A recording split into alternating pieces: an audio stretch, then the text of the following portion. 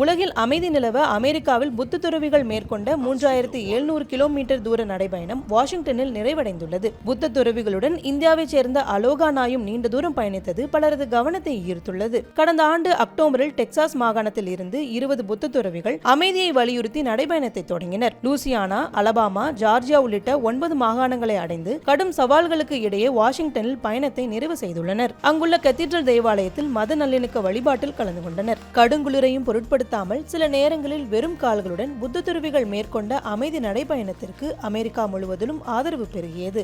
அதே நேரம் இந்தியாவிலிருந்து தத்தெடுத்த அலோகா என்ற நாயும் அமைதி நடைபயணத்தில் பங்கேற்றது. நாயும் அமைதியை விரும்புவதாக பலர் கருத்து பதிவிட்டுள்ளனர். மேலும் நடைபயணத்தின் போது நேரிட்ட விபத்து ஒன்றில் ஒரு புத்த துறவியின் கால் துண்டிக்கப்பட்டதாக உள்ளூர் ஊடகம் தெரிவித்துள்ளது.